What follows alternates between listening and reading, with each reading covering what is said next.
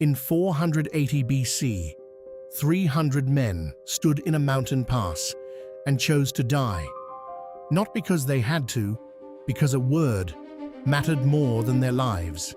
That word was Sparta. This is the entire history of ancient Greece, from the palaces of Crete to the armies of Alexander in the next few minutes. Long before Sparta, before Athens, before Greece was even called Greece, there was an island, Crete.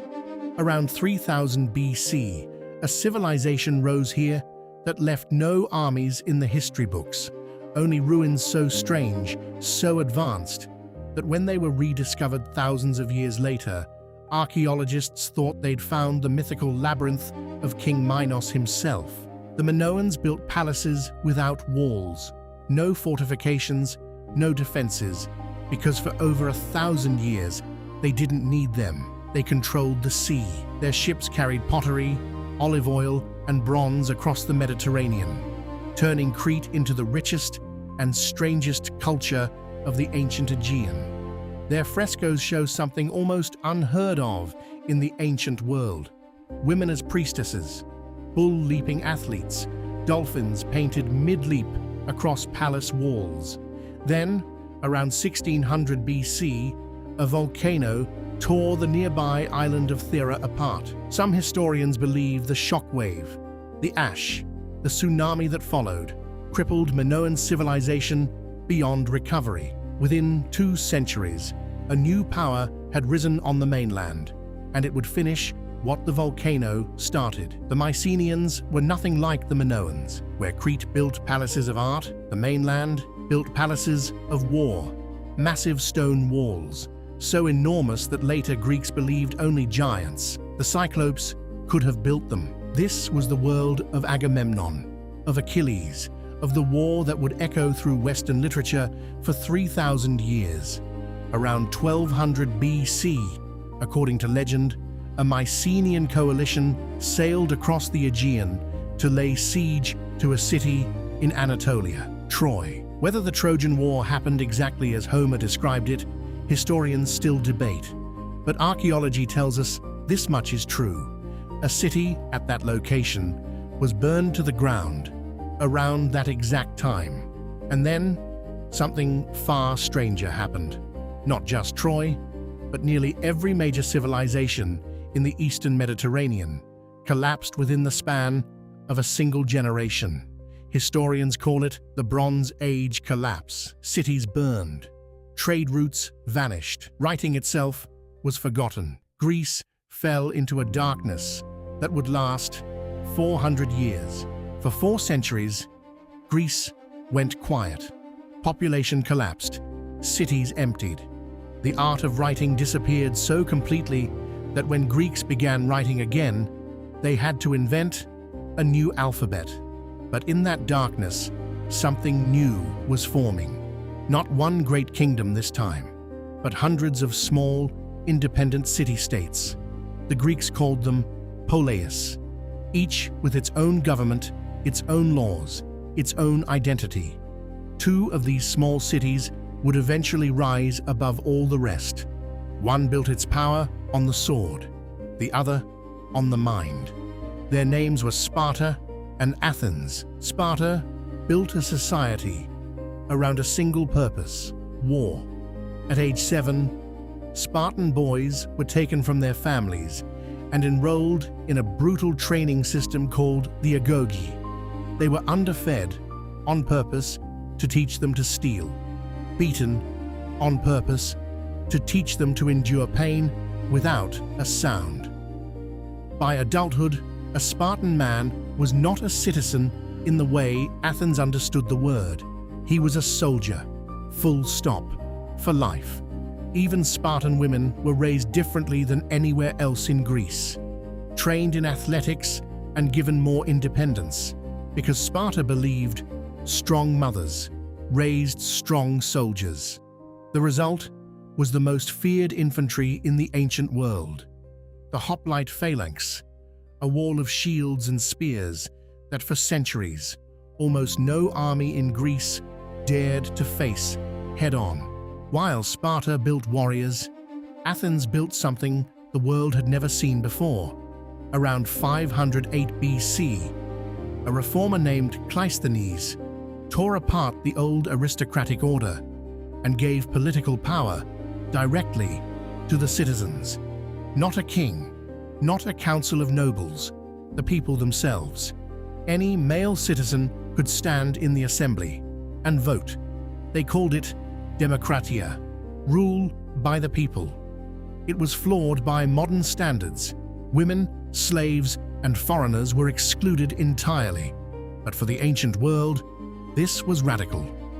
Alongside democracy came an explosion of ideas: theater, philosophy, sculpture, architecture. Athens was becoming something no city had ever been before, the mind of the ancient world. In 490 BC, the largest empire on earth turned its eyes toward Greece. Persia, King Darius sent his army to punish Athens for supporting a rebellion in his territory. The Athenians met them on a plain called Marathon, and against every expectation, won. A single runner allegedly sprinted 26 miles back to Athens to deliver the news, collapsed, and died. His route gave birth to a modern race that still bears its name. 10 years later, Persia returned. This time under King Xerxes, with an army so vast, ancient sources claimed it drank rivers dry. At Thermopylae, 300 Spartans, alongside allied Greek forces, held the pass for 3 days against that entire empire. They lost, but the delay, the legend, the sheer defiance of it gave the rest of Greece time to prepare. At Salamis, the Greek navy lured the Persian fleet into a narrow strait where their smaller, faster ships tore the Persian armada apart. Within a year, the invasion was over. Greece had defeated the largest empire on earth. Victory over Persia left Athens transformed. Under the statesman Pericles, Athens used its new wealth and prestige to rebuild the Acropolis, destroyed years earlier by the Persians.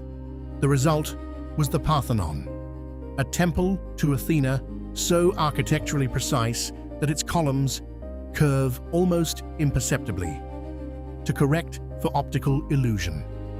This was the age of Sophocles and Euripides, writing tragedies still performed today, of Herodotus, writing what many call the first true work of history, of Socrates, walking the streets of Athens, asking questions that would irritate and eventually condemn him. For roughly 50 years, Athens stood at the absolute center of art, philosophy, and power in the ancient world.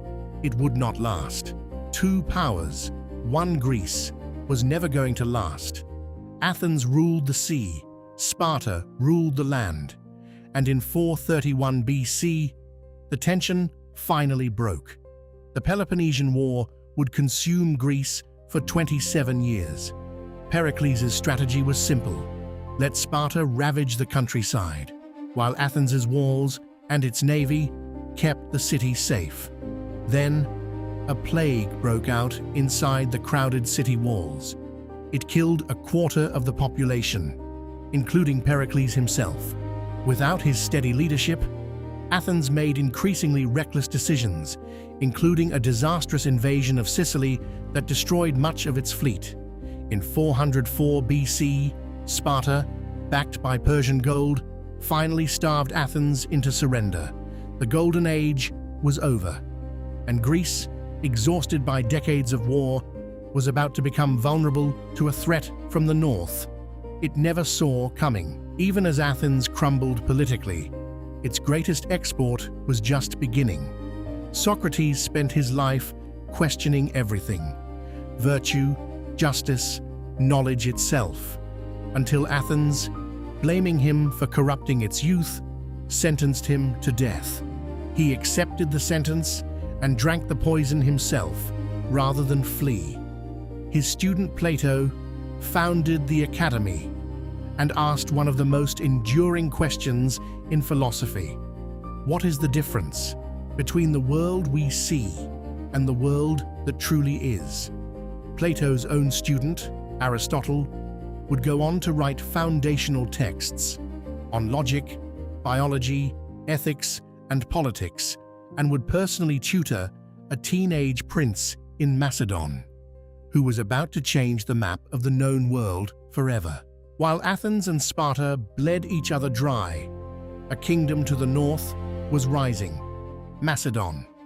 Under King Philip II, a new kind of army was born, the Macedonian phalanx, armed with spears twice the length of anything Greece had seen.